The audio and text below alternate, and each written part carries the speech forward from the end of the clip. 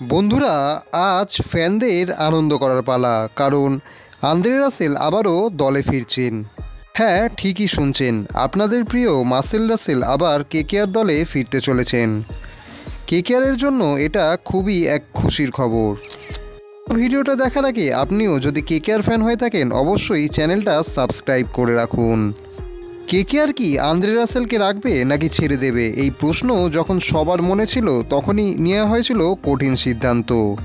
KKR ছেড়ে দিয়েছিল রাসেলকে, কিন্তু আবারও তাকে দলে কামব্যাক করানোর চিন্তাভাবনা করা হচ্ছে।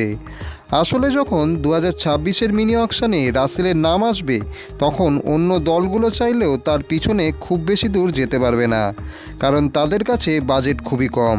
কিন্তু কেকেআরের হাতে আছে প্রচুর টাকা, প্রায় 65 কোটি। তাই রাসেলকে কেনার জন্য সবচেয়ে বেশি দূর যেতে পারবে একমাত্র কেকেআর। মনে করা হচ্ছে কেকেআর হয়তো এই কৌশল নিয়েই রাসেলকে ছেড়েছে।